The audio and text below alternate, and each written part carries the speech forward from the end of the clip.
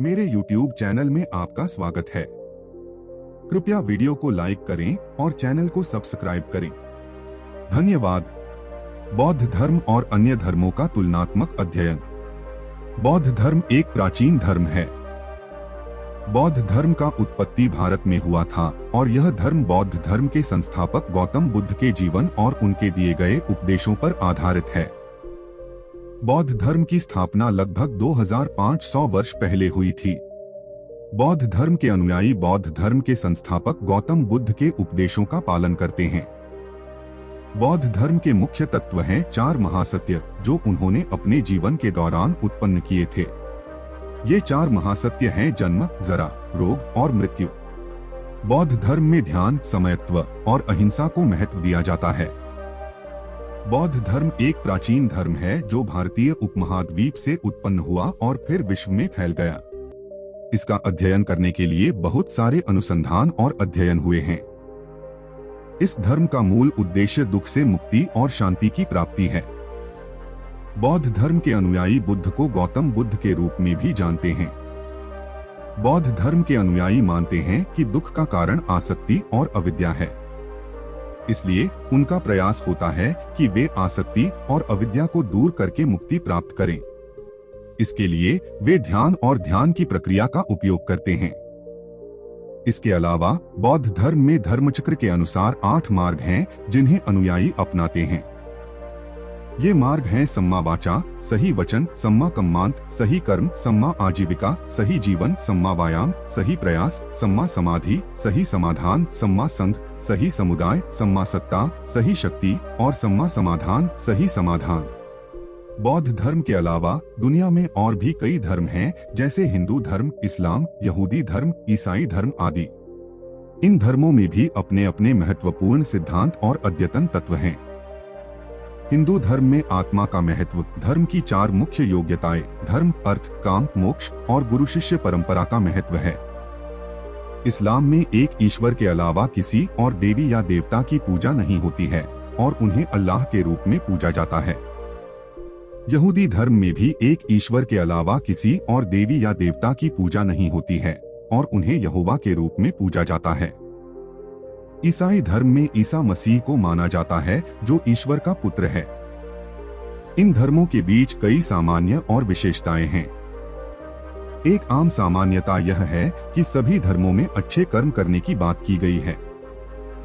विशेषताएं इस बात पर निर्भर करती हैं कि धर्म किस तरह से इसे प्राप्त करने की प्रेरणा देता है और कैसे इसे प्राप्त किया जाता है। बौद्ध धर्म और अन्य धर्मों के बीच कुछ मुख्य अंतर हैं। पहला अंतर यह है कि बौद्ध धर्म में ईश्वर की पूजा नहीं की जाती है, जबकि अन्य धर्मों में ईश्वर की पूजा की जाती है। दूसरा अंतर यह है कि बौद्ध धर्म में आत्मा का महत्व नहीं है, जबकि अन्य धर्मों में आत्मा का महत्व है। तीसरा अंतर यह है कि बौद्ध धर्म में धर्मचक्र के अनुसार 8 मार्ग हैं, जबकि अन्य धर्मों में यह नहीं है। इस तरह बौद्ध धर्म और अन्य धर्मों के बीच कई अंतर हैं। इन अंतरों के बावजूद यह सब धर्म एक ही उद्देश्य की ओर आगे बढ़ते हैं, जो हमें दुख से मुक्ति और शांति की प्राप्ति है। बौद्ध धर्म में आत्मा का महत्व नहीं है। बौद्ध धर्म एक प्राचीन धर्म है जो भारतीय उपमहाद्वीप से उत्पन्न हुआ और फिर विश्व में फैल गया। इस धर्म का मूल उद्देश्य दुख से मुक्ति और शांति की प्राप्ति है। बौद्ध धर्म के अनुयायी बुद्ध को गौतम बुद्ध के रूप में भी जानते हैं। बौद्ध धर्म में आत्मा का महत्व नहीं है। इसके बजाय बौद्ध धर्म में आत्मा की जगह अनात्मा का उल्लेख होता है। अनात्मा का अर्थ है शरीर, मन और बुद्धि के शारीरिक और मानसिक पहलुओं का संयोजन। बौद्ध धर्म में आत्मा का अभाव यह दिखाता है कि हमारे शरीर, मन और बुद्धि की प्रकृति अनित्य है और इसलिए हमें उनके आधार पर अपने जीवन की दिशा निर्धारित करनी चाहिए। बौद्ध धर्म में आत्मा का अभाव का विचार भगवान बुद्ध के अनुयायियों के लिए मुक्ति का मार्ग है।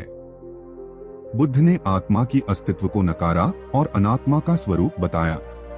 इसके अलावा बुद्ध ने दुख के कारणों को भी बताया और उन्हें दूर करने के लिए 8 मार्ग दिए। इन मार्गों का पालन करने से बुद्ध के अनुयायी दुख से मुक्ति प्राप्त कर सकते हैं। बौद्ध धर्म में आत्मा का अभाव का विचार अनित्यता, अनात्मा और दुख के तत्वों के आधार पर है। इसका मतलब है कि हमारे शरीर, मन और बुद्धि के शारीरिक और मानसिक पहलू अनित्य हैं और इसलिए हमें उनके आधार पर अपने जीवन की दिशा निर्धारित करनी चाहिए। जी हाँ, शरीर, मन और बुद्धि के शारीरिक और मानसिक पहलू अनित्य होते हैं। इसका मतलब है कि ये सभी चीजें समय के साथ बदलती रहती हैं और अंततः नष्ट हो जाती हैं। शरीर की शारीरिक पहलू अनित्य होते हैं क्योंकि यह जन्म लेते ही शारीरिक प्रक्रियाएं शुरू होती हैं और जीवन के साथ बदलती रहती हैं। शरीर का विकास, बुढ़ापा और अंतिम रूप में मौत तक की प्रक्रिया अनित्य होती है। मन की मानसिक पहलू भी अनित्य होती हैं। यह विचारों, भावनाओं और भावों की एक अनंत झील है जो समय के साथ बदलती रहती है। व्यक्ति के अनुभव, संघर्ष और विचार भी समय के साथ बदलते रहते हैं। बुद्धि की भी अनित्यता है।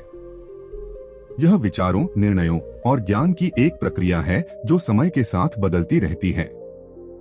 व्यक्ति के अनुभव, शिक्षा और अन्य प्राप्त ज्ञान के आधार पर उनकी बुद्धि भी समय के साथ बदलती रहती है। इन सभी कारणों से शरीर, मन और बुद्धि के शारीरिक और मानसिक पहलू अनित्य होते हैं। जी हाँ, बुद्धि भी समय के साथ बदलती रहती है। बुद्धि एक व्यक्ति के विचारों, निर्णयों और ज्ञान की प्रक्रिया है और यह प्रक्रिया जीवन के अनुभव, शिक्षा और अन्य प्राप्त ज्ञान के आधार पर समय के साथ बदलती रहती है। व्यक्ति के अनुभव, शिक्षा और अन्य प्राप्त ज्ञान के साथ उनकी बुद्धि में परिवर्तन होता रहता है। यह परिवर्तन उनके विचारों, निर्णयों और ज्ञान में नई धाराएं और दिशाएं जोड़ता है और उनकी बुद्धि को बदल देता है। इस तरह बुद्धि भी समय के साथ बदलती रहती है और व्यक्ति के जीवन में नए और विभिन्न दृष्टिकोण, निर्णय और विचार उत्पन्न होते रहते हैं। विचार उत्पन्न होना एक सामान्य और प्राकृतिक प्रक्रिया है जो हर व्यक्ति के जीवन में होती है। जब विचार उत्पन्न होते हैं, व्यक्ति को उन विचारों को समझने, विचार करने और उन पर कार्रवाई करने का अवसर मिलता है। विचार करने के लिए कुछ सुझाव निम्नलिखित हो सकते हैं। समय निकालें, ध्यान दें और विचारों को समझने के लिए समय निकालें। विचारों को लिखें, अपने विचारों को लिखें या नोट्स बनाएं। विचारों को अध्ययन करें, अपने विचारों को अध्ययन करें और उनके पीछे की वजह को समझें। विचारों को साझा करें, अपने विचारों को दूसरों के साथ साझा करें और उनके विचारों को सुनें। विचारों को अमल में लाएं, अपने विचारों को अमल में लाएं और उन पर कार्रवाई करें। ध्यान दें कि विचारों को समझने और उन पर कार्रवाई करने के लिए विशेष ध्यान और समय की आवश्यकता होती है। यह एक लंबी प्रक्रिया हो सकती है, लेकिन इससे व्यक्ति के जीवन में नई और बेहतर समझ और अनुभव का अवसर मिलता है। विशेष ध्यान और समय अपने विचारों को समझने और उन पर कार्रवाई करने के लिए क्यों जरूरी है?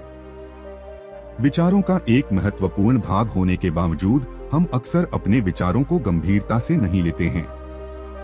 हम अपने दिनचर्या में इतने व्यस्त हो जाते हैं कि हम अपने विचारों को नजरअंदाज कर देते हैं।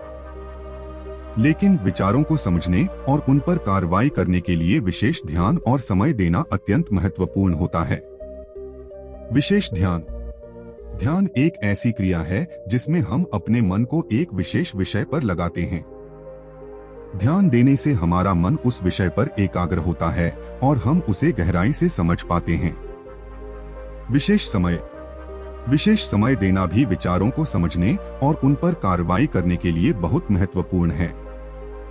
यदि आपको इस वीडियो में प्रस्तुत की गई कहानी पसंद आई हो तो कृपया इसे अपने मित्रों और परिवार से साझा करें ताकि और लोग भी इससे प्रेरित हो सकें। हमारे चैनल को सब्सक्राइब करना न भूलें ताकि आप हमारे आने वाले वीडियो को भी देख सकें।